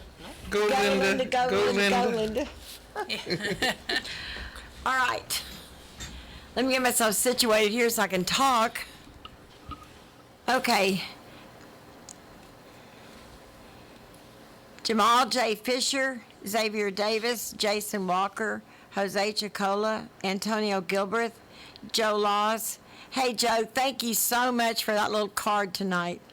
Chris Conwell in Indiana, Antonio Angringro, David Duran, Tyrone Williams, Raymond Becerra, Jack Carter, Edward Holland, Eric Pleasant, Ray Freeney, Sean Glatz, Curtis Allen, Juan Cervantes, Cody Lloyd Washington, Delvin Wynn, Arancio Gonzalez in California, Trinity Martin, Frederico Hoven, Indiana, Dean Deal, Joshua Lael, Maryland, Alex Howard, Jimmy Harris, Terrell Rogers, Juan Segura in Oklahoma, Christopher Queensberry, Curtis Allen, Juan Cervantes, California, Cody Lloyd, Washington, Damon Blunston, Charles C. Bolton, Jordan Bright, Travis Fletcher, Ken Decker, Jeff McClendon, Alfred Mitchell, Jeremiah Rodriguez, Tyler Adams, Chris Foster, Victor Loya, Reginald Matthews, Gregory Allen,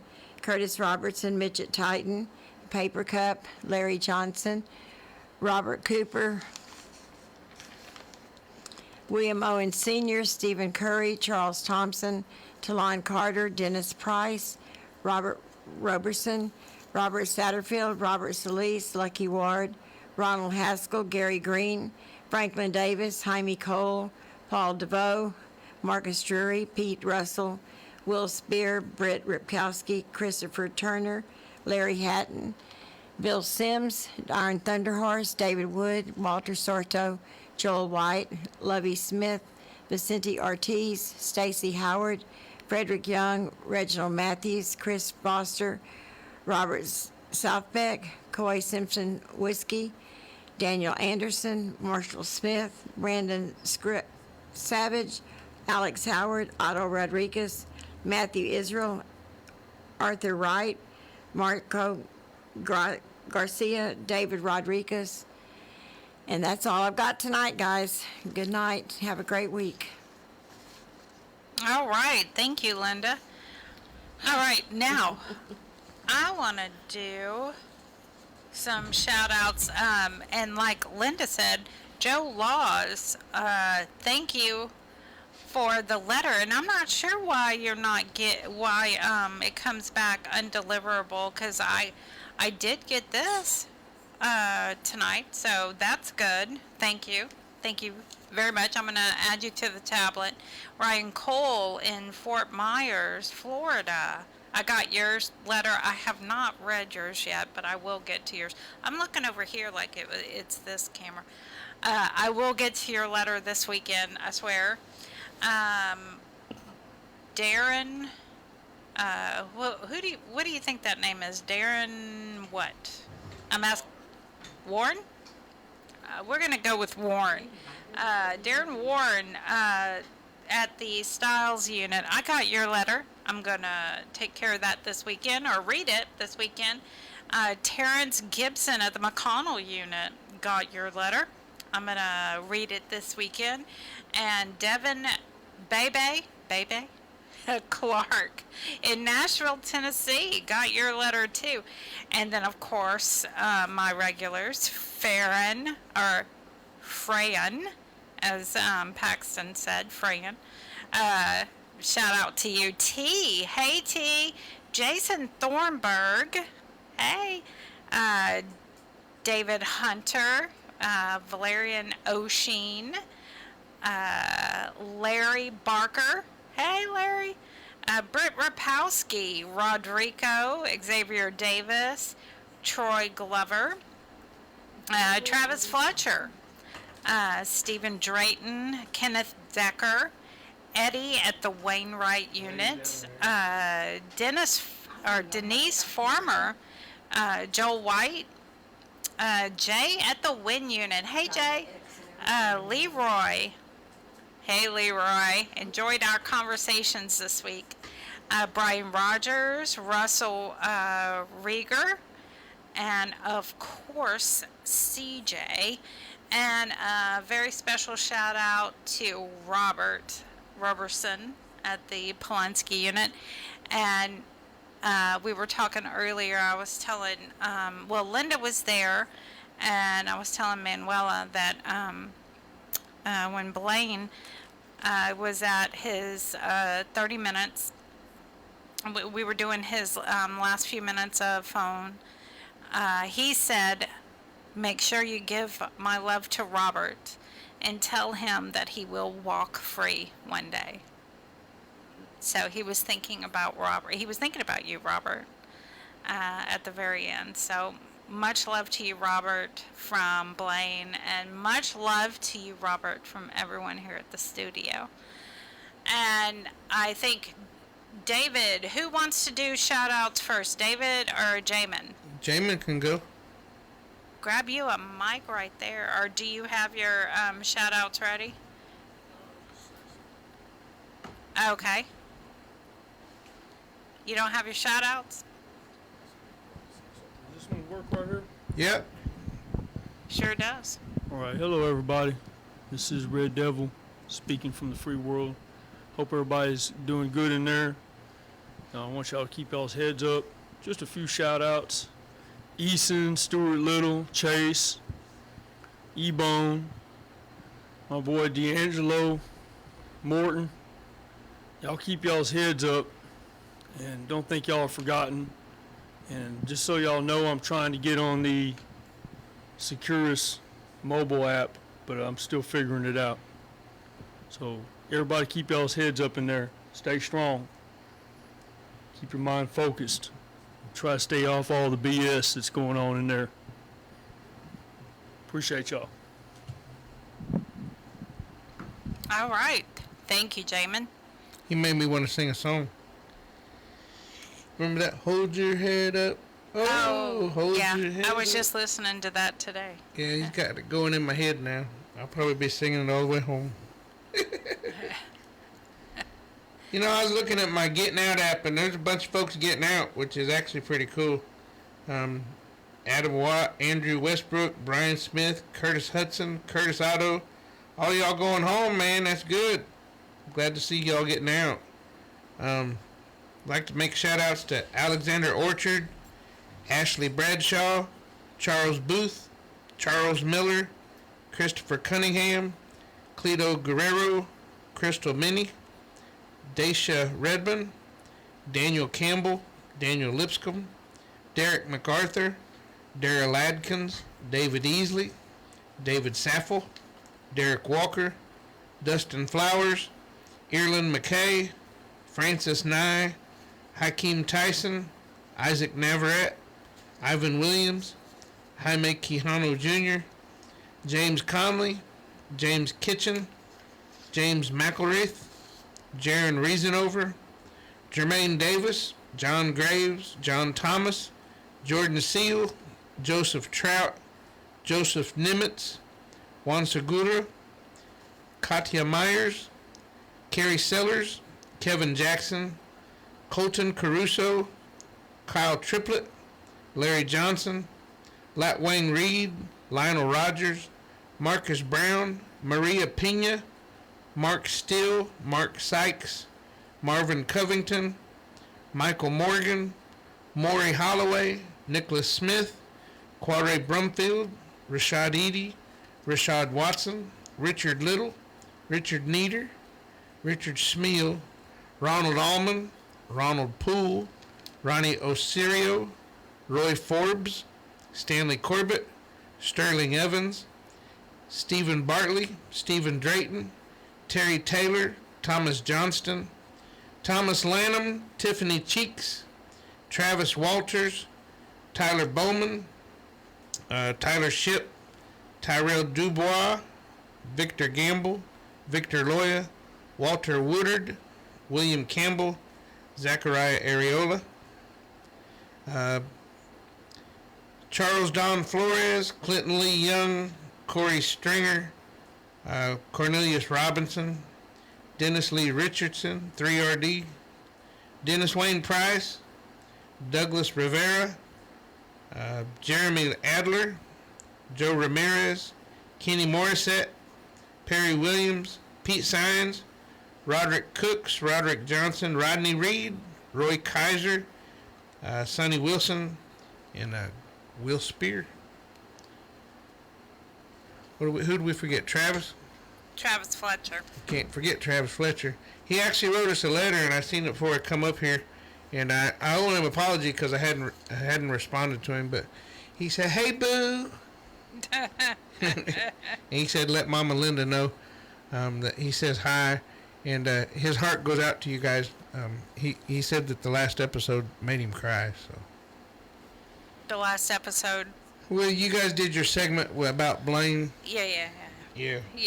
He said that made him cry. So he wants y'all to know that he's here. He's there for you. So. Well, thank you, Travis. We appreciate it very much, and you know, keep the well wishes coming for Manuela, because Robert, her husband, is coming up on his date. It's coming up on October 16th. So, and there's a whole lot wrong with his case. I think everyone by now has seen it all over the news. But we appreciate you, Travis. Thank you for the kind words. And just a reminder, we have some open lines, 713-526-5738. Option number 2 to get on the air. And now I've gotten, and I just read another letter about the Securus tablets. Even though that the tablets may have been donated, and they were donated at first, yes. They were donated for the men and women to use. However, if you need another one, they can and often do charge $142 to replace it. So even though the first ones were donated, they will charge you to replace that, because they consider that not to be a donation anymore. And I know a lot of things go wrong with the tablets. That we hear a lot about the jacks, the headphone jacks, or the charging area. It something keeps going on. And this is not just to a specific unit. It's across TDCJ. We keep hearing the same thing. You know, Securus can. It all depends on the situation, but they're refusing to give away free tablets a lot now. So I'm definitely going to try, but that doesn't mean that I'll be successful. So just keep that in mind. And in case you were wondering, the Bradshaw, let me get that, tuberculosis. They're seeing a lot of cases over at the Bradshaw jail in Henderson. So that's been reported on a lot. And did we talk about the FCC thing last week? I don't think we did, David, did we? What FCC thing? That moves forward on proposal to allow cell phone jamming. No, that came out this week, didn't it? This week, okay. Yeah. I couldn't remember. So the FCC is the phone jamming solutions and non-federal correctional facilities. They're going to be having some public comment period about it. So they're looking to make that okay, basically. So I know a few people have asked us about that in the past. So that could be coming. And of course, I know a whole lot of people were curious about what Diddy got. Yeah, Diddy was sentenced today. Yeah, Lennon, all of us were talking about it at dinner tonight. But yeah, he was sentenced to 50 months in jail or in prison, whatever. I think he's going to prison, if I'm not mistaken. I may be mistaken. Yeah, he's going to have to do some time. 50 months. I mean, that's. Yeah. I mean, I wish I'd have had 50 months sentence, but you know, what I mean, it's just different. But he has been in jail for a number of years. He hasn't been out on bond or anything. They said he was actually crying and he was asking for forgiveness and said that he took full responsibility. He was trying to get the judge not to sentence him, is what he was doing. Yeah, he definitely was trying to do that. I have no sympathy for the dude. I bet if they shake his cell down, he's probably got a bottle of baby oil. Bet you he does. Maybe a couple of bottles. Yeah. And y'all, if y'all could see the memes out here about Diddy and some baby oil, I'm telling you, the memes are. I might just send y'all some. Y'all want some memes on Diddy? I got them. Yeah, they say he's a different man on the inside. What? No baby oil? Well, I don't know if maybe he's kind of leery that it might go the opposite way. Maybe. Maybe he is. Big Bubba might be as silly. Oh, yeah. I can't say what I really want to say. Yep, we got to clean it up. Clean it up. Yep, I've been told that before. Clean it up. What else happened this week? Well, Terri LeClercq met our goal. Yeah. Again. And yeah, David, and you know, we were all worried about it here at the Prison Show because we want to get out to everyone across the United States.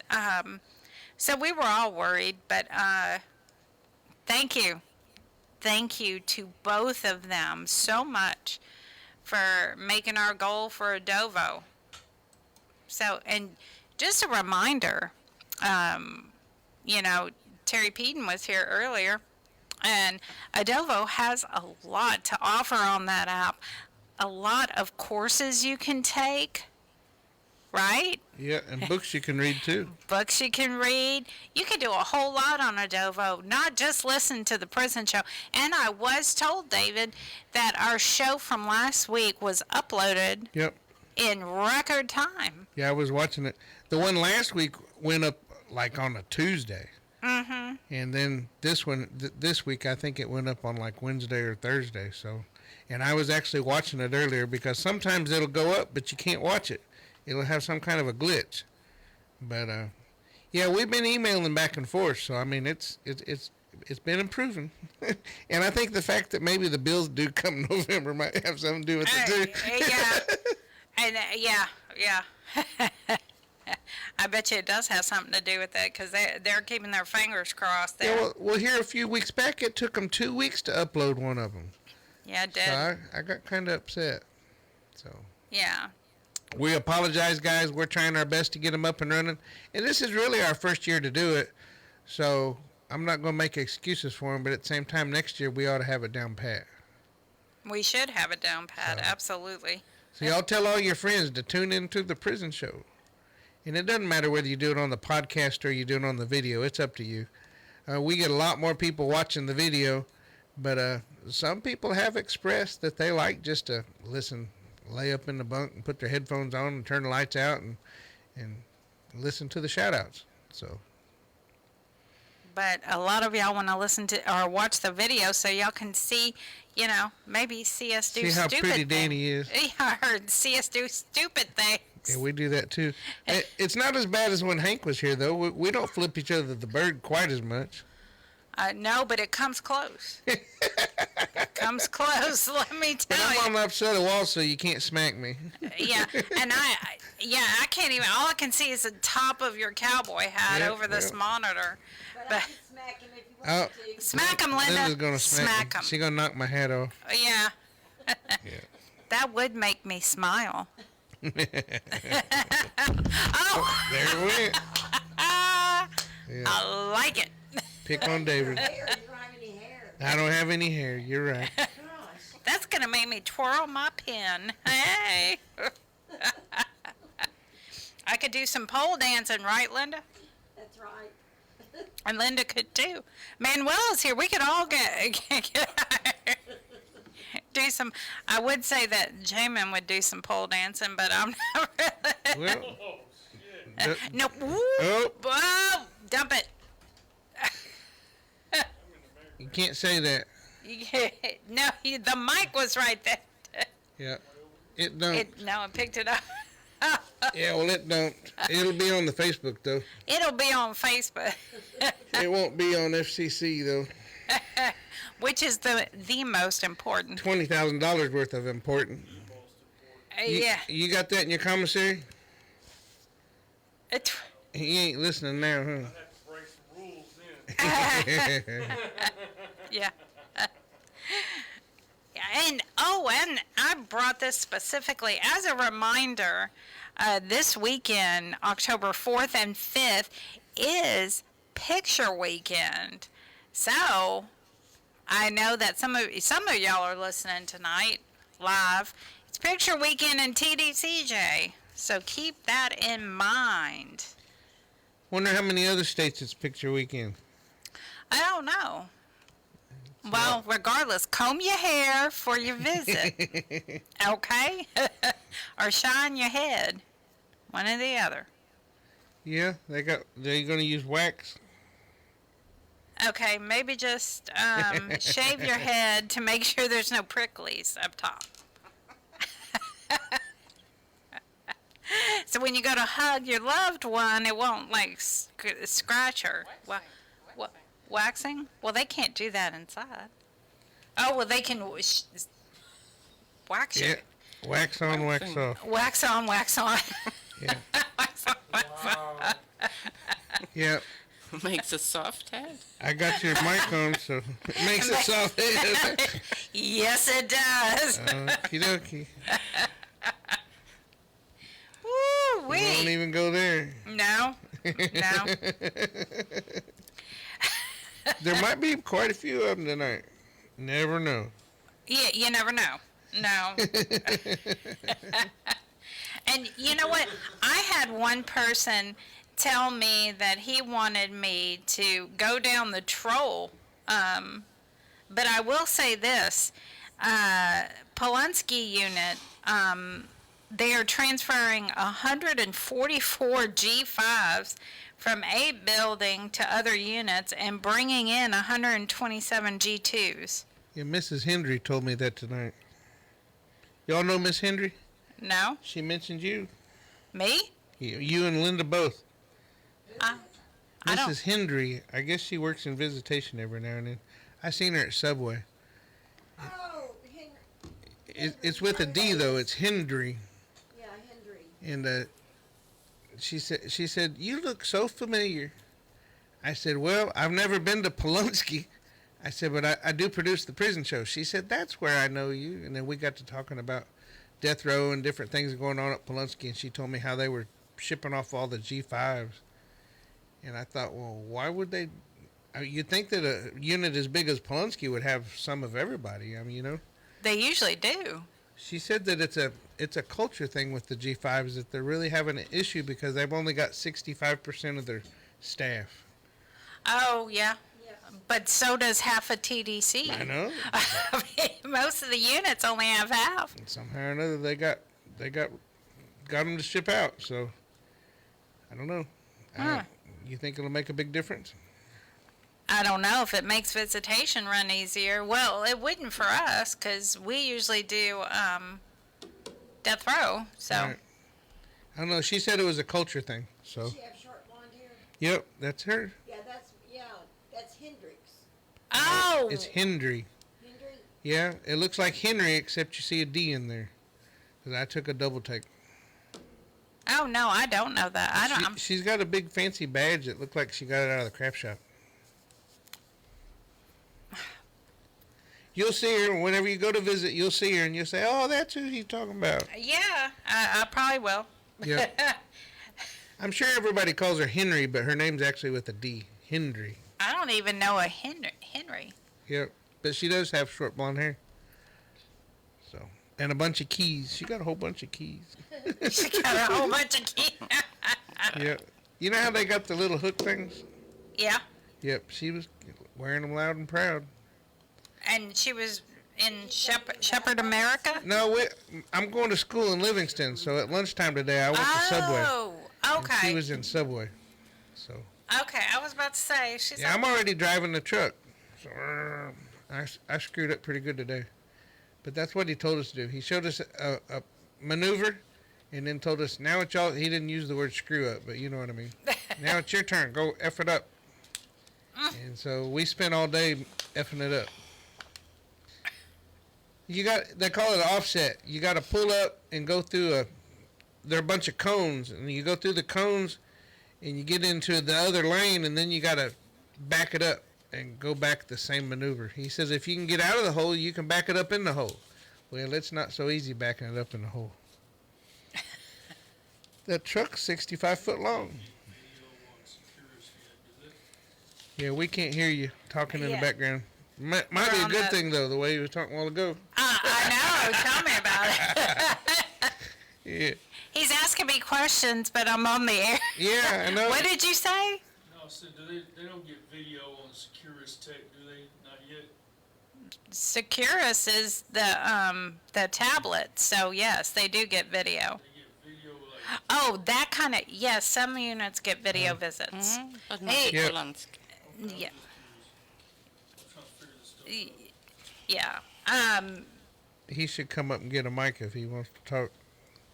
No, he was just asking about the Securus video visits. But it sounds weird with him being in the back. He sounds like Gloria with the deeper voice. Yeah.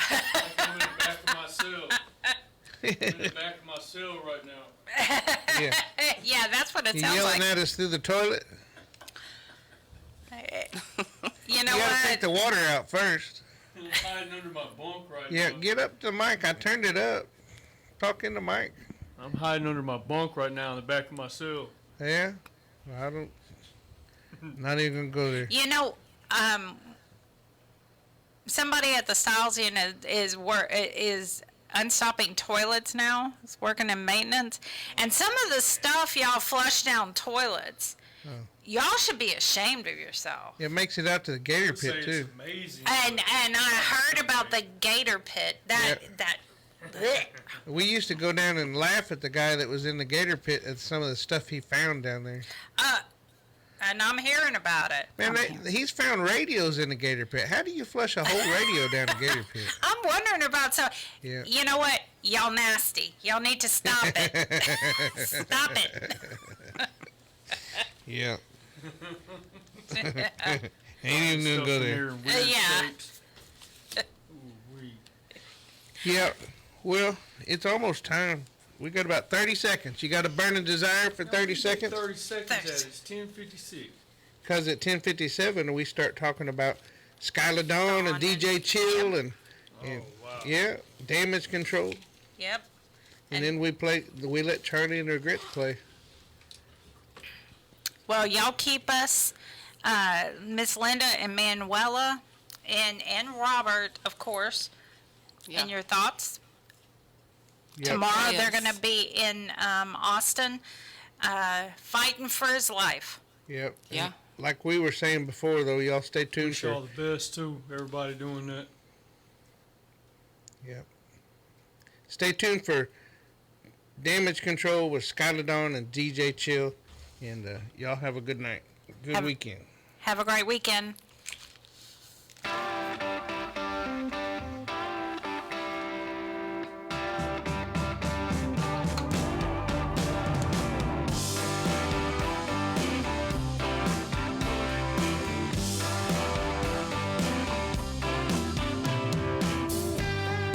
Daddy, I'm coming to see you at visiting hours next week. Mama ain't been doing too well, I'll tell you more when we speak. And Billy's loving high school. He's out there blocking for JV. I'm sure he's gonna come around by the time you give a least. It's Friday night, the inmates go quiet. Listen for a voice they know. It's prison radio. It's prison radio. From Paris to Polanski. Bonjour, be more. In my dreams, I can see your freedom. I will hold you once more. To the men with no visitors, no money on the books. Remember, David's always gonna be here. You're never so alone. This thing's